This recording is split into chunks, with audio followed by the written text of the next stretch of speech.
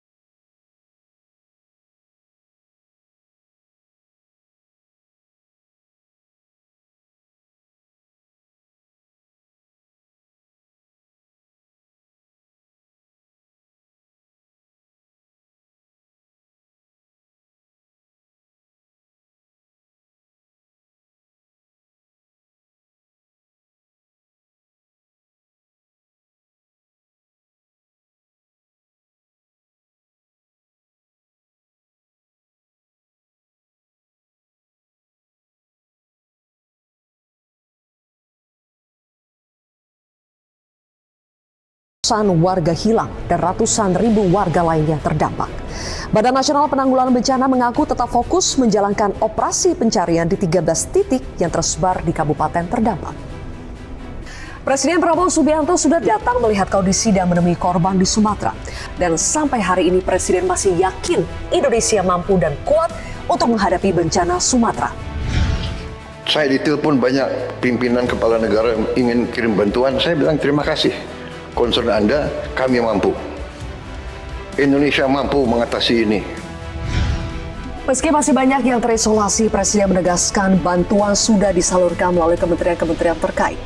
Presiden bilang tidak memiliki tongkat Nabi Musa untuk memulihkan Sumatera dalam waktu singkat.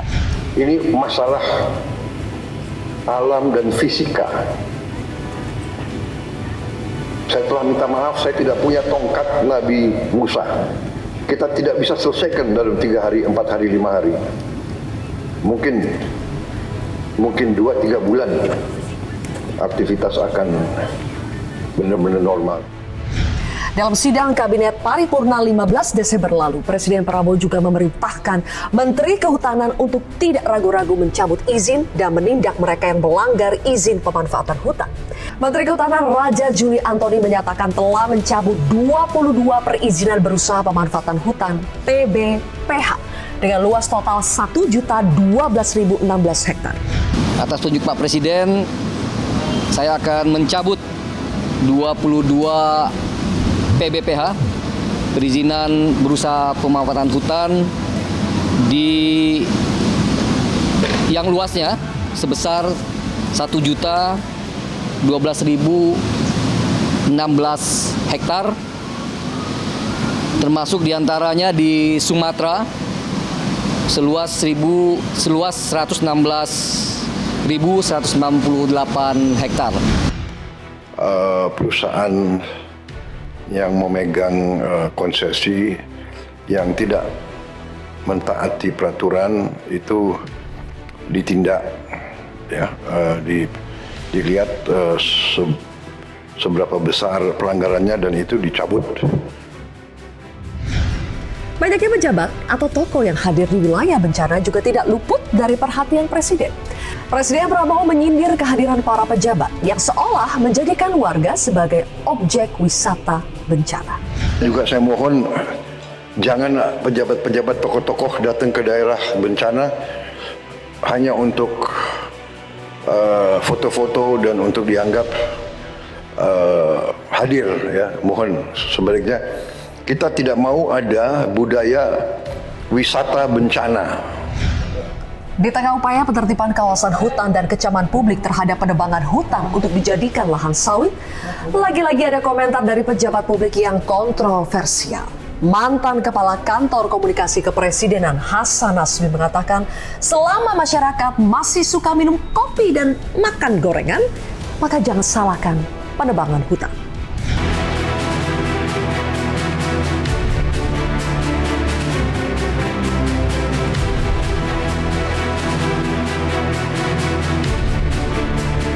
Bencana besar yang terjadi di Sumatera kini juga menghantui daerah-daerah lainnya di Indonesia. Cuaca ekstrim yang diperburuk oleh kerusakan lingkungan dan tata ruangan ibarat bom waktu. Satu persatu mulai meledak dan rakyatlah yang jadi korbannya. Memang bukan waktunya kita saling menyalahkan karena prioritas utama adalah membantu korban. Tapi mereka yang salah dan telah mengakibatkan penderitaan berkepanjangan bagi rakyat tetap harus dicari dan dihukum.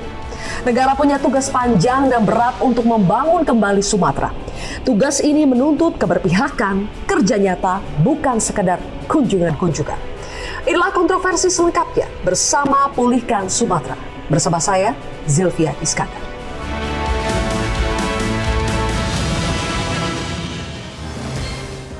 Pemirsa, bersama Pulihkan Sumatera, itulah topik kontroversi pada malam hari ini dan sudah hadir 3 orang narasumber di studio. Saya perkenalkan satu persatu. Di sebelah kiri saya adalah unsur pengarah BNPB, Badan Nasional Penanggulangan Bencana, ada Pak Puji Pujiono. Pak Puji, selamat malam. Selamat malam. Terima kasih sudah hadir. Kemudian juga ada anggota DPR RI. Komisi 4 ada Pak Arief Rahman. Pak Arief, selamat malam. Terima kasih sudah hadir. Terima kasih. Dan juga ada konten kreator sekaligus influencer Axel Christian. Axel, selamat malam. Selamat malam. Terima kasih sudah hadir. Jadi Axel, berapa hari di Saya Aceh? kemarin sempat ada 2 penyaluran dana. Yang pertama itu ke Sumatera Barat selama 1 hari pulang pergi. Oke. Habis itu di tanggal 12 sampai 14, 15 sekitar 3-4 hari di daerah Aceh Tamiang. Oke, jadi baru benar ya pulang Baru dari benar sana. pulang, Masih menyaksikan langsung bagaimana kondisi kurang lebih sekitar 3 minggu bencana melanda wilayah Sumatera. Masih. Oleh karena itu saya ingin tanya ke Pak Puji. Sudah 3 minggu Pak, banyak saksi matanya yang melihat langsung, kok kondisinya masih sangat semencekam ketika pertama kali terjadi. Ya. Ada apa Pak? Berhari-hari kita lihat, terutama yang banyak kita lihat itu warga berjalan kaki belasan kilometer dari Benar Meriah Pak ya ke Aceh Tengah juga, itu kilo-kilo hanya untuk mencari makanan. Apa yang terjadi Pak sehingga pemulihannya terasa begitu lambat? Mbak Sylvia, terima kasih sudah mengundang BNPB. Ya. Setiap kesempatan sangat berharga bagi kita untuk mengkomunikasikan apa yang terjadi. Ada 3 hal Mbak Sylvia. Yang pertama adalah luasan bencana itu sendiri, ya, yang meliputi 3 provinsi dan tempat yang terisolasi, termasuk yang kota juga. Yang kedua, jenis bencananya yang masif, daya rusaknya itu sebegitu besar, yang menghancurkan infrastruktur, connectivity, ya, jalan, jembatan, dan seterusnya. Dan yang ketiga tentu saja, fase dalam penanganan kedaruratan itu sendiri yang memerlukan eskalasi, stabilisasi dan sebagainya. Jadi yang terjadi dengan segala kapabilitas yang di bawah komando BNPB di semua KL, kapabilitas nasional, kita masih belum dapat menghubungkan semua konektivitas. Tetapi progres sudah terjadi. Ya, di daerah Aceh Utara ini pembangunan jembatan Bailey dan sebagainya ini berlangsung. Sekarang tinggal menghubungkan jalan-jalan itu dengan logistik dan sebagainya, mendorong semua supply, ya, sehingga masyarakat tidak perlu berjalan terlalu jauh. Semua dilakukan Mbak Sylvia, mulai dari darat, udara, sampai dengan estafet tentara dan sebagainya itu dengan jalan kaki. Karena menghidupkan kembali jalan, jembatan itu bukan pekerjaan yang semudah itu. It takes effort gitu ya. Jadi sambil melakukan yang terbaik, kita mencoba untuk menambah logistik, menggerakkan semua pihak, termasuk Mas Excel dengan upayanya. Ini kita membuka tenda, ibaratnya seluas-luasnya, semuanya ikut berpartisipasi. Oke. Dan masyarakat sendiri dengan upayanya, itu hal yang luar biasa dan kami sangat berterima kasih. Jadi Pak Puji, apakah Pak Puji ingin mengatakan bahwa semua daya sumber tenaga itu semua dikerahkan, tapi kondisinya, ini salah kondisinya yang memang berat? Bukan salah kondisi, artinya dalam perimbangannya, lapangannya sedemikian besar, berapapun kapabilitas yang kita gerakkan, itu tidak akan menutup semua ground. Dan ingat yang kedua, kita harus punya reserve, bahwa ada peluang terjadi bencana lainnya Mbak Sylvia.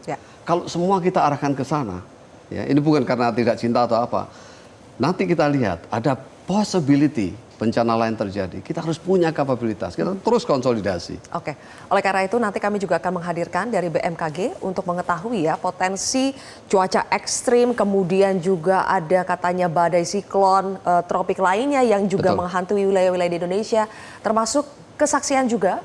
Bukan kesaksian sebenarnya, karena ini yang dialami langsung Bapak Bupati Aceh Tengah, bagaimana kesulitan yang dihadapi oleh warga-warganya di sana. Sesaat lagi pemirsa, tetap di Kontroversi.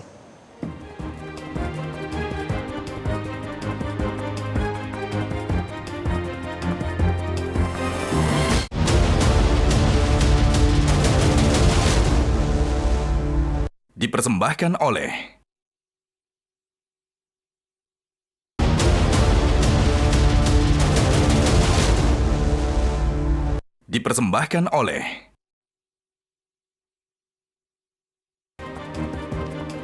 Pemirsa, pada Minggu 14 Desember lalu ada satu desa di Kabupaten Aceh Tengah yang kembali diterjang banjir bandang dan juga longsor.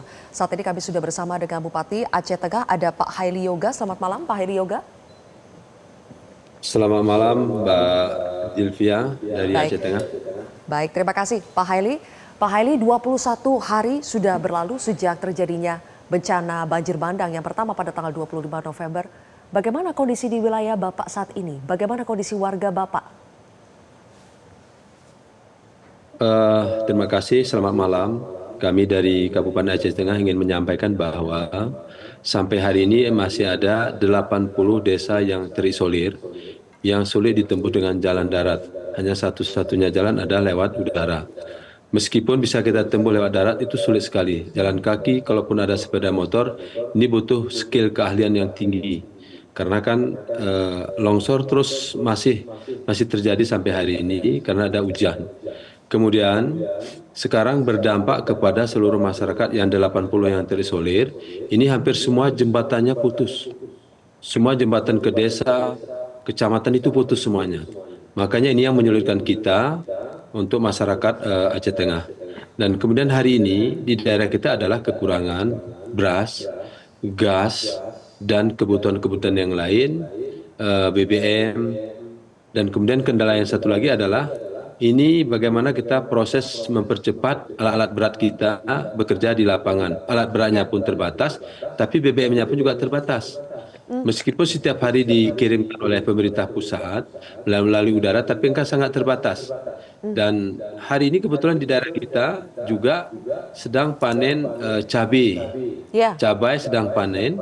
Kemudian beberapa komoditi yang lain seperti itu Mbak Zilvia.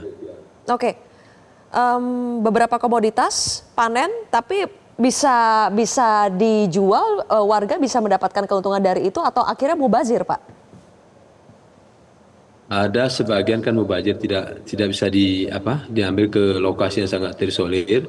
Tapi hari ini kebetulan beberapa waktu yang lalu Pak Presiden kan hadir ke Aceh Tengah. Kami menyampaikan beberapa persoalan ke Bapak Presiden. Nah, saya melihat hari ini pengiriman cabai ini melalui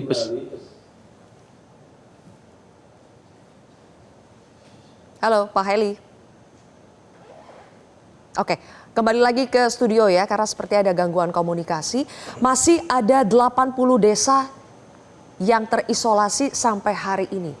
Mencengangkan ya, sudah 21 hari 80 desa masih terisolasi dan banyak sekali keterbatasan dari mulai bahan pokok, makanan, akses sudah pasti, dan satu lagi bahkan eskavator pun, alat berat yang seharusnya bisa membantu untuk membersihkan dan membuka jalan juga terbatas. Saya tanya dulu ke Excel yang juga ke beberapa desa di wilayah Sumatera, apa yang kamu lihat? Bagaimana kondisi di sana? Apa yang masih kurang? Bagaimana ceritanya, Excel? Sebenarnya yang kurang di sana udah jelas kebutuhan mereka itu surprisingly kebutuhan fundamental yang seperti udah dimention sama Bapak Bupati tadi, beras. Beras itu kan kebutuhan sangat fundamental untuk bertahan hidup. Jadi seperti yang udah diberitakan sama banyak orang juga, korban jiwa terus meningkat bukan karena bencana aja tapi karena kelaparan. Nah, sebenarnya pertanyaan itu bukan ke saya, karena saya rasa informasi itu udah cukup ya, kita semua punya apa kejadian di sana, mulai dari influencer, mulai dari media-media itu sebenarnya udah cukup. Pertanyaannya itu sebenarnya ke Pak Puji, sebenarnya Pak Puji. Seperti yang dikatakan tadi, eskavator terbatas dan sebagainya. Sebenarnya apa sih yang terjadi? Apakah negara kita kurang mampu untuk menangani bencana di Sumatera? Itu loh. Apakah anggarannya kurang atau seperti apa? Apa yang terjadi? Kenapa ini udah di hari ke-24 atau 27 sejak bencana masih ada 80 desa terisolir? Sebenarnya pertanyaan itu justru harusnya... Sebelum dijawab Pak Puji ya, saya ingin tanya ke Excel. Kamu melihat ada kehadiran negara, apakah itu aparat, petugas, atau siapapun di situ tidak? Oke, mungkin yang udah melihat konten-konten saya di internet, ada beberapa kritik yang, ini kok tenda cuma satu. Nah, gitu. Saya juga ingin clarify gitu ya. Yang tenda cuma satu dan sebagainya itu tujuannya bukan untuk menyudutkan, Pak. Ini Oke? tenda Kemensos maksudnya Yes, ya? tenda Kemensos itu bukan untuk menyudutkan, tapi untuk melaporkan. Karena tanggung jawab saya di sana itu adalah mendokumentasikan secara transparan apa yang terjadi di lapangan. Oke, kalau misalkan di satu daerah yang saya lihat cuma ada satu tenda, saya akan publikasi. Dan gunanya bukan untuk menyudutkan. Gunanya itu untuk kalau misalkan pemerintah lihat atau warga lihat, oh daerah ini masih kurang, dikirimkan. Karena laporan terakhir sejak video saya itu naik dan viral, di situ bantuan jadi cukup banyak. Oke. Jadi itu Pak, tugasnya tuh sebenarnya itu saya. Nah, balik lagi tapi kalau misalkan pertanyaan apakah ngelihat ada banyak, yang saya lihat itu di berbagai daerah di Aceh Tamiang, contohnya di Lintang Bawah. Lintang Bawah saya ke posko yang didirikan di sana, bawa genset. Itu kan di hari berarti udah 20 harian tuh setelah bencana. Saya bawa genset, kata orang-orang sana, ini genset pertama. Loh. Kenapa bisa di hari ke-20 baru ada genset pertama dan itu dari saya, konten kreator. Itu kan yang akhirnya narasi publik jadi emosi gitu, banyak Jadi emosinya. bertanya-tanya. Jadi bertanya-tanya. Silakan dijawab Pak Itu, Puji. Pak. Ya, ada beberapa hal. Ini contoh nyata ya, misalnya Pak Bupati Aceh Tengah. Kita ini dalam operasi sampai menggerakkan kapabilitas udara dari berbagai sektor. Termasuk mengangkat generator, menggunakan sling. Ini operasi yang sangat berbahaya. Precisely, Axel, untuk mengisi kekosongan yang sangat desperate di saat itu. Oke, tadi saya mengatakan medannya sangat sulit, sangat menantang. Kapabilitas terbatas, kita mau gerakkan semua pun di Republik ini tidak akan bisa mengcover semuanya. Gitu ya. Yang kedua, dengan skala yang sedemikian besar, ada prioritisasi di mana yang harus diintervensi pertama. Gitu kan? Nah, di dalam proses ini, Axel, kemudian ada yang harus menunggu, ada yang mendapat duluan. Proses ini yang harus dikendalikan di dalam pos komando operasinya BNPB. Sorry Pak, kenapa harus menunggu Pak? Karena ada yang tidak simetris, Axel, antara kebutuhan yang masif itu dengan kapabilitas. Ya, saya katakan tadi, semua kapabilitas dikerahkan pun seandainya ini dilakukan, ini perimbangan masih belum simetris, akan perlu waktu. Sekarang ini, misalnya di antara 6.000 desa, ini sekitar 3.000 sudah bisa dicapai. Yang 3.000 lain dengan keleluasaan, yang lainnya harus pakai kaki, pakai motor trail dan sebagainya. Ini bisa ditembus, tetapi tidak seleluasa yang lainnya, gitu ya. Jadi skill ini kita harus punya apresiasi. Ini skillnya seberapa, gitu ya. Yang ketiga, dengan kehadiran teman-teman seperti Axel, ini menjadi sangat penting, ya. Karena narasi sekarang ini dengan keterbukaan kita memerlukan semua input, termasuk dari Axel. Dan terbukti kan, kalau di highlight, kemudian ada force yang datang, extra force, gitu ya. Nah, kita menyadari bahwa informasi semacam ini komplementari, ya, harus kita saring bersama, kita maknai bersama sehingga menimbulkan perubahan. Ini kerjasama dengan teman-teman angkatan muda. Saya katakan, saya sendiri sebagai orang tua nggak ngerti, tetapi dari Axel jadi banyak memahami. Tapi pastikan banyak yang berekspektasi kenapa harus menunggu ada relawan, ada konten kreator yang melaporkan. Seharusnya dengan semua sumber daya, kekuatan yang dimiliki oleh petugas di lapangan, oleh aparat, itu sudah bisa teridentifikasi lebih awal daripada teman-teman yang kesulitan. Saya kira bukan itu ya, saya katakan bukan begitu. Artinya bukan setelah ada konten kreator baru direspon, bukan. Semuanya direspon, tetapi saya katakan menunggu. Oke. Ya. Ada prioritisasi, ada kapasitas juga yang harus dipertimbangkan ya. Tentu Kapasitas saja. kita, apakah kita bisa bilang bahwa masih kurang, Pak? Ada kesenjangan Oke. antara kapabilitas dengan kebutuhan yang terus bertambah. Kapabilitas dan kebutuhan yang masih Tidak seimbang. ada gap. Ya. Saya ingin tanya dulu ke Pak Arief ya, sebentar kita kasih kesempatan kepada Pak Arief. Pak Arief, ada gap antara kapabilitas dengan kebutuhan, itu menurut BNPB. Ya. Tapi pemerintah pusat dengan yakin mengatakan bahwa sampai saat ini kita belum butuh bantuan internasional. Di sisi lain kita melihat dari pemerintah Aceh, Pak Gubernur sudah mengatakan welcome dengan bantuan dari internasional. Bagaimana Anda juga melihat gap ini antara pusat dengan apa yang dilakukan oleh pemerintah provinsi? Ya ini memang yang agak aneh gitu, Mbak ya. Ini rantai komandonya yang nggak jelas, termasuk SOP-nya kalau saya lihat. Jadi tidak sinkron antara pemerintah pusat dan pemerintah daerah. Misalkan kemarin masalah dari pemerintah pusat bilang ada penerbangan helikopter sehari 50, dibantah. Ini kan jadi forum bantah-bantahan nih. Nah kan sebenarnya kan dalam konteks ini kan tidak boleh ada bantah-bantahan. Nah BNPB kan sebagai komando sekarang di sana, ini kan juga harus punya SOP yang jelas dan target yang jelas bagaimana supaya daerah-daerah terisolir itu menjadi prioritas utama kan gitu kan. Betul. Tapi dari inti perdebatan ini kan juga kalau saya kembali pada fungsi saya Mbak ya. Ya. Saya kan di Komisi 4 Ya. Kehutanan. Ya. Ini saya berharap pemerintah jangan juga terlalu bangga ke depannya misalkan menjadi pengekspor kayu terbesar di dunia. Pengekspor minyak sawit terbesar di dunia.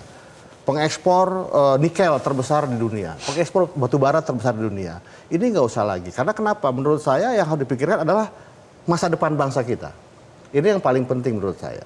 Dan termasuk harus ada evaluasi menyeluruh dari Kementerian Kehutanan terhadap perusahaan-perusahaan yang ada nih. Misalkan sekarang ini dievaluasi masalah hutan produksi terbatas. Oke. HPT ini kan selalu di daerah pegunungan atau lereng. Atau daerah-daerah tertentu yang memang potensinya daerahnya misalkan tanahnya lunak atau dan lain-lain. Nah ini harus dicabut semuanya menurut saya. Karena kita bicara tentang produksi kayu kita. Tapi kalau mengorbankan masa depan bangsa, ini kan juga sama aja kita membunuh generasi muda kita. Nah ini yang menurut saya pemerintah harus tegas. Dan kedua juga setelah melihat ini harus punya SOP, harusnya kan belajar dari tsunami. Memang beda, kalau tsunami itu kan dari laut, pas naik dia daerah tinggi, dia selesai. Kalau ini dari hulu sampai hilir hancur, karena ini dari atas Mbak. Nah, Pakai lumpur, pakai kayu gelondongan. ada lumpur ditambah kayu gelondongan. Ini makanya kan korbannya juga banyak dan sekarang itu kan bukan hanya banjir air atau lumpur, banjir kayu. Itu terbukti kok. Oke, Axel mau menanggapi, tapi Yes, kita harus saya- jeda terlebih dahulu ya. Yes. Nanti silakan ditanggapi setelah jeda. Kita simpan dulu, termasuk nanti kita akan melihat ternyata masih ada potensi-potensi bencana karena cuaca ekstrim, badai siklon tropis yang harus kita waspadai di wilayah-wilayah lainnya. Bersama dengan BMKG sesaat lagi.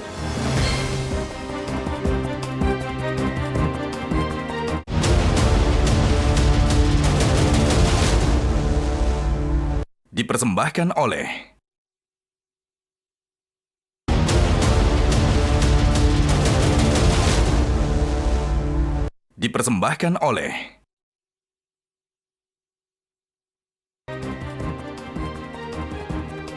Baik, tadi kita jeda dan sebelum jeda, Axel ingin menanggapi apa yang disampaikan oleh Pak Arief atau Pak Puji? Dua-duanya. Oke. Pertama dari Pak Puji dulu karena tadi pertama Pak Puji. Pak Puji, saya sebagai warga itu jujur bingung dengan keadaan sekarang karena mungkin komunikasinya yang nyampe dari A dan B itu berbeda gitu ya. Sebentar saya baca berita kalau misalkan ada dengan hormat Pak Presiden bilang kita mampu, tapi dari jawaban Bapak tadi menunjukkan sepertinya kapasitas kita itu nggak mampu. Gitu, sebenarnya apa sih yang terjadi gitu? Saya di sini bukan ingin menyudutkan, tapi saya ingin kalau emang ada kebutuhan-kebutuhan yang harus divokalkan, kita gunakan kesempatan ini, Pak.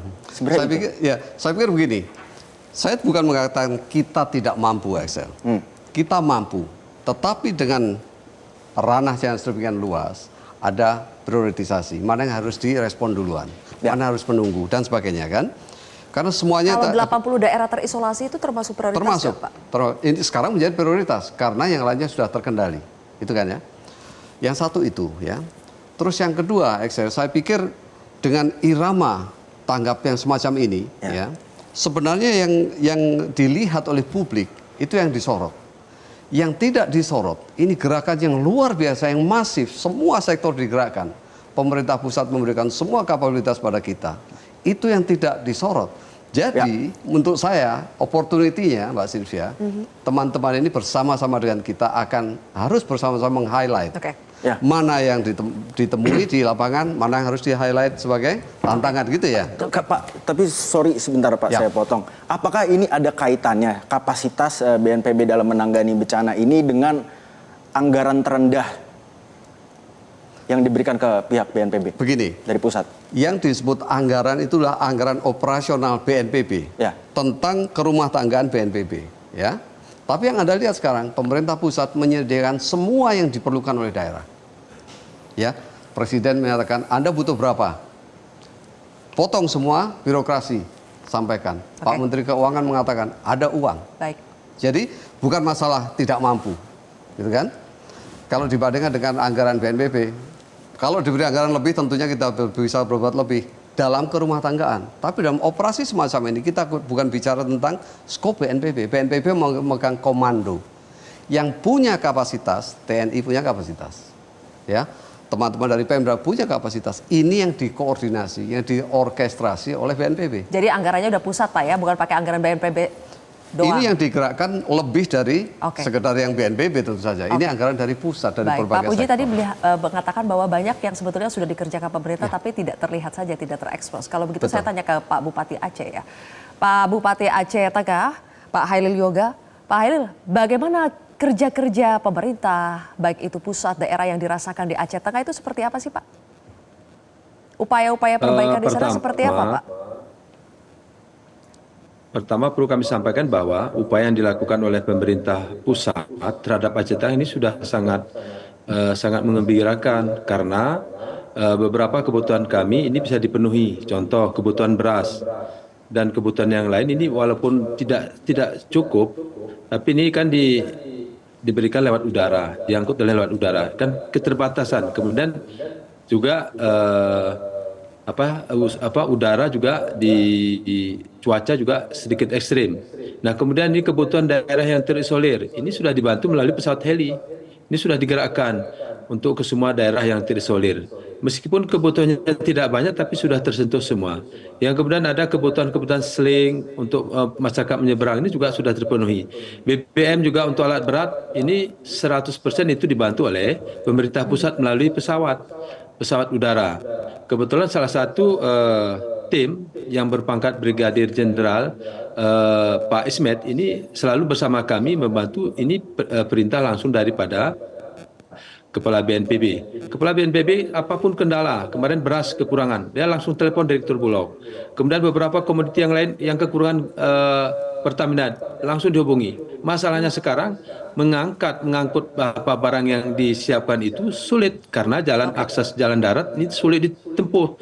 Ada 15 akses jalan yang ke Aceh Tengah ini semuanya putus. Tapi alhamdulillah hari ini dengan kolaborasi, pertama ini jalan darat, jalan KKA, Luas Maya Jalan KKA ini sudah bisa dilewati dengan roda 4. Nah ini tentu kan menggembirakan. Meskipun tidak mungkin sempurna semuanya, tidak mungkin sempurnanya. Ini tetapi kami sudah merasakan bahwa bantuan itu sudah hadir untuk Aceh Tengah. Kalau sempurna tidak mungkin karena medannya begitu berat. Yang perlu ditambah sekarang apa Pak Bupati? Begitu kami masuk ke eskavator perlu ditambah, BBM perlu ditambah supaya lebih cepat lagi ini buka akses jalannya? Itu perlu ditambah, BBM perlu ditambah, termasuk beras juga perlu ditambah. Beras ya? Karena sangat kurang, semuanya perlu ditambah. Semua perlu ditambah. Kemudian kebutuhan obat-obatan, dan kemudian juga kalau heli ini sudah standby itu di bandara untuk mengantar ke beberapa titik yang terisolir. Seperti itu Mbak Jelpia. Oke, semoga daerah-daerah yang terisolasi seperti di Aceh Tengah, Aceh Tamiang, Aceh Timur dan beberapa bagian lainnya bisa menjadi prioritas sekarang. Bagaimana Pak Bupati? Mungkin apa yang mau disampaikan lagi? Sedikit Bapak, silakan. Pak Presiden, waktu kami satu pesawat dengan Pak Presiden, kami menyampaikan ada komoditi unggulan. Di Aceh Tengah hari ini panen raya cabai, kemudian juga durian, kemudian kopi, hari ini lagi panen. Nah, Pak Presiden mengatakan ini akan kita angkut melalui pesawat udara. Dan sampai hari ini hampir 400 ton lebih ini sudah diangkut melalui udara. Nah, akan mengembirakan bagi masyarakat kita di daerah. Meskipun tidak sempurna, tapi actionnya sudah bagus. Dan ini tentu hal-hal yang solusi-solusi yang telah dilakukan oleh pemerintah pusat. Maka muncullah keterbatasan daripada pemerintah daerah yang harus dibantu oleh pemerintah pusat. Dan pemerintah pusat sudah hadir hari ini. Satu lagi jalan dari Nagaraya. Ini juga akses yang dari Nagaraya ke Aceh Tengah ini sudah bisa jalur 2 lewat jalan roda 4. Tetapi belum sempurna karena di daerah kita di Aceh Tengah itu satu kecamatan 17 desanya terisolir belum bisa dilewati. Insya Allah 2 hari lagi ini bantuan dari pemerintah pusat ala-ala beranya ini sudah bisa kita lewati. Berarti progresnya sudah ada. Tidak mungkin sempurna. Kami merasakan cukup Terakhir, berat memang. Pak Bupati, Seperti itu, Mbak. listrik gimana? Listrik, genset ada? Listrik alhamdulillah kita di kotanya sudah 100% hidup.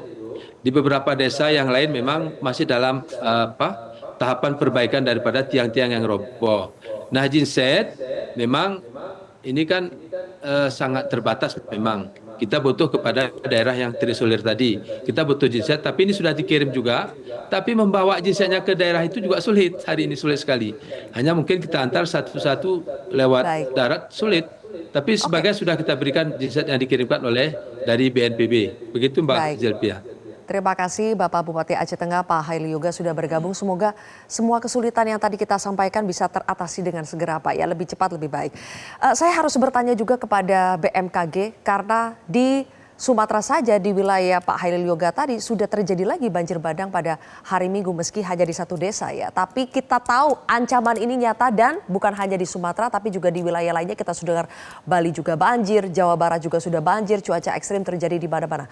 Oleh karena itu kepada BMKG Pak Deputi Bidang Meteorologi Pak Guswanto, apakah masih ada potensi banjir bandang dan juga longsor di wilayah lain Pak, di Sumatera dan juga wilayah lain di Indonesia?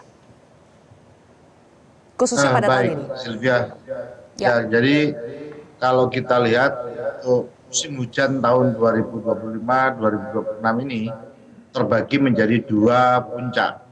November-Desember itu sebagian besar wilayah Sumatera bagian utara, mulai dari Aceh, kemudian Pekanbaru, Riau, kemudian Sumatera Barat, itu Sumatera Utara itu merupakan puncak hujan di November-Desember. Sedangkan nanti di Januari-Februari ini sudah bergeser ke wilayah selatan. Artinya Jawa, Bali, Nusa Tenggara itu sudah mulai harus bersiap-siap di Januari, Februari. Bahkan sekarang pun juga kita melihat ya fenomena terjadinya bibit siklon maupun siklon tropis di wilayah selatan. Nah, sebelumnya saya sampaikan dulu Mbak Sylvia, kalau kita kenali ya, Aceh ini memiliki sifat yang unik, yaitu puncak musim hujannya itu terjadi dua kali, yaitu November-Desember saat angin monsun Asia itu membawa uap air dari Samudra Hindia. Kemudian puncak kedua nanti muncul lagi adalah di bulan Maret-April. Tapi Januari-Februari artinya di wilayah Aceh akan mengalami penurunan, artinya lebih kondusif curah hujannya.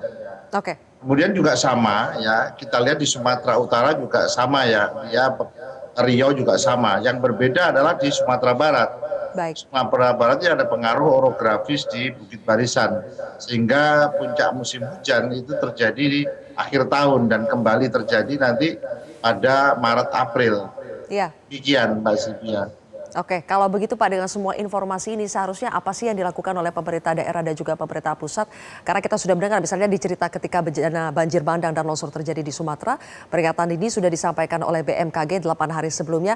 Tapi follow up-nya itu apa? Dampaknya itu ternyata belum, mereka tidak terinformasikan dampak dari informasi BMKG, cuaca adanya siklon tropis Senyar itu seperti apa, mereka tidak terinformasikan dengan baik. Kalau begitu kita akan bahas nanti di sesi terakhir apa yang harus dilakukan oleh pemerintah dengan informasi yang ada di BMKG dan juga pastinya narasumber di studio juga akan memberikan closing statement-nya di segmen terakhir pemirsa, tetap di Kontroversi.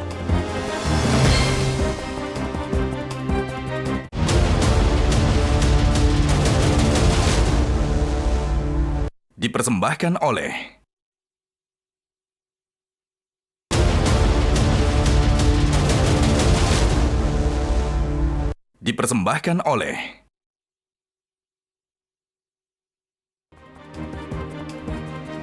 Pemirsa, sejumlah langkah sudah diambil bersama-sama oleh pemerintah, kemudian juga warga. Tapi yang butuh kita lihat sekarang adalah hasil nyata di lapangan bagi saudara-saudara kita yang masih kesulitan di wilayah Sumatera. Pak Arief, saya mulai dari Anda karena Komisi 4 ini adalah mitranya Kementerian Kehutanan. Ya. Update yang kita peroleh adalah 22 izin perusahaan yang memegang konsensi lahan perizinan berusaha pemanfaatan hutan. PBPH itu sudah dicabut 1 juta hektar lebih. Dampaknya apa Pak? Itu signifikan tidak dampaknya dengan dicabut 22 izin itu? Ya yang pasti sih itu pasti ada dampak yang signifikan. tapi kan bukan hanya dicabut. Nah ini sudah ada korban masyarakat, pidananya harus ada juga. Nah pemerintah selalu bicara keterlanjuran misalkan. Seperti kemarin Satgas PKH yang dipimpin oleh Pak Safri sampai dia bicara menemukan 3,5 juta hektar sawit ilegal. Tapi dibilang keterlanjuran. Oke, itu keterlanjuran. Tapi tetap kalau perusahaan itu melanggar aturan, jangan hanya dicabut, tapi juga ada sanksi pidananya supaya efek jerahnya jelas, Mbak.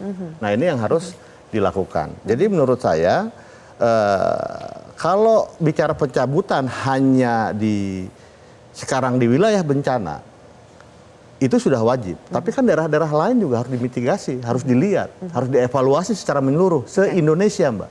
Supaya dampaknya tidak menyebar kemana-mana. Ini kan sebagai contoh, ini kan intinya alam marah kepada kita, mengingatkan. Sebagai makhluk nih, bumi kan makhluk juga sama kayak kita. Ini marah. Sepertinya ada yang resah itu Pak Arief. Iya, marah gitu. Sebenarnya gini, izinkan Pak, saya sebagai awam ingin bertanya. Saya ini awam, saya bukan orang dari politik, saya tidak ada investornya di belakang. Saya ingin nanya aja Pak, kenapa bisa ada 3,5 juta hektar lahan ilegal?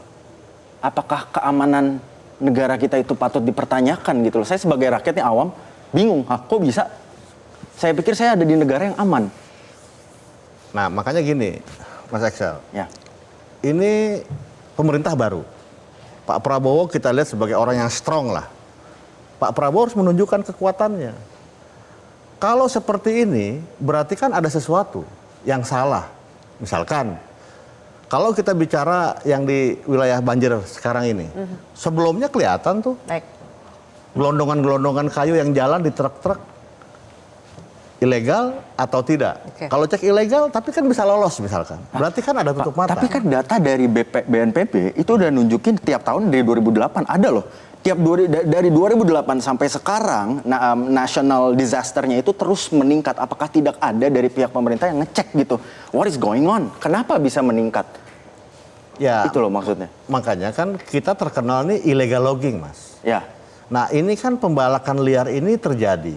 Makanya menurut saya Presiden harus mampu mengkonsolidasi semua aparatur negaranya, baik TNI maupun Polri.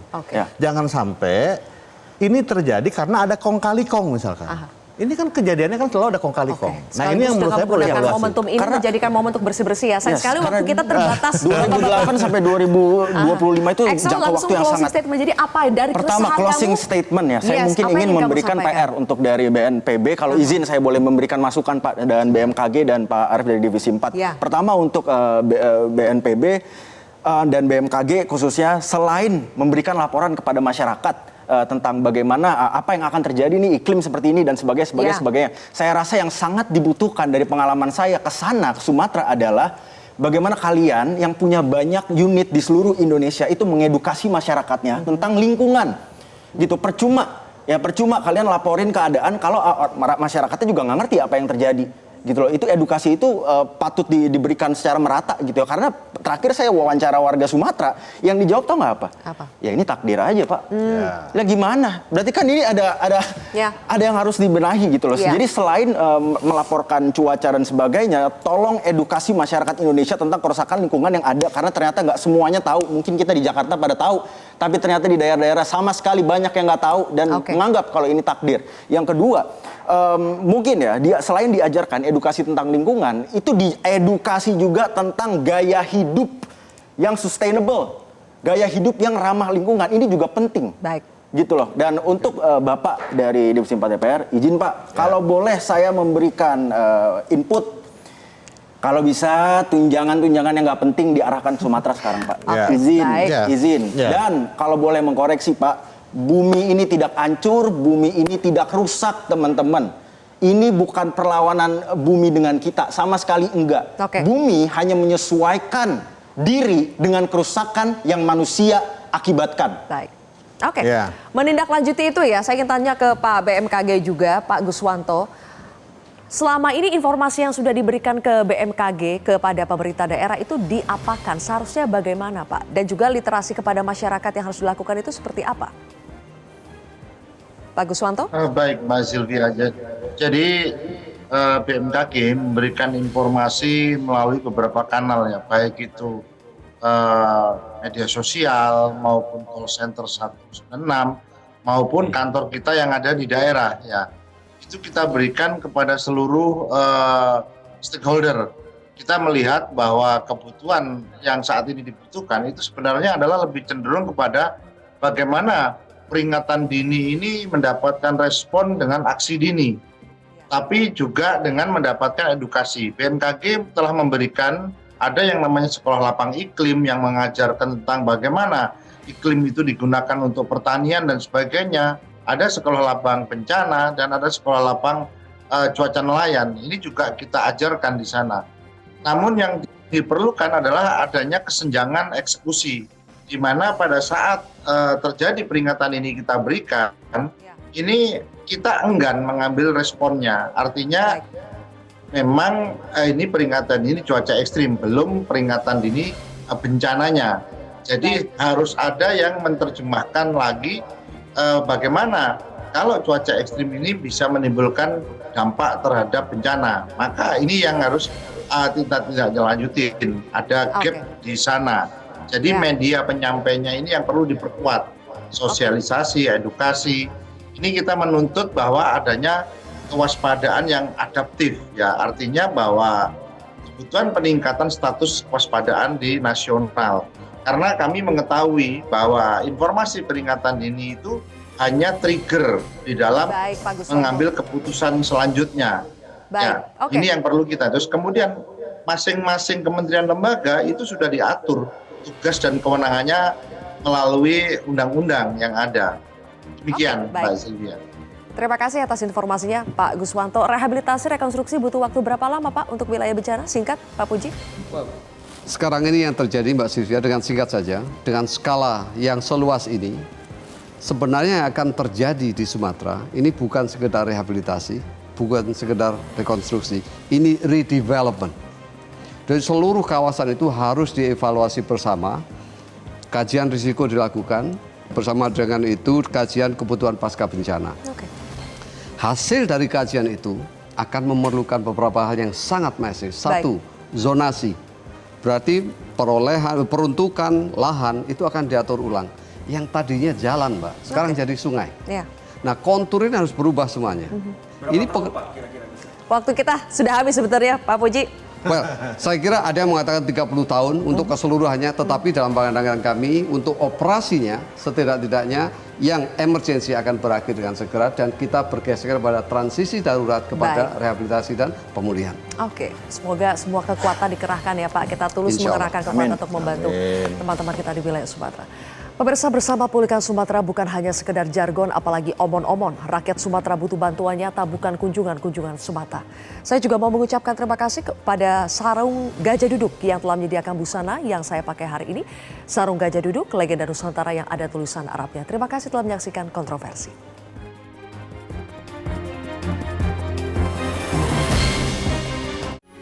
Metro TV.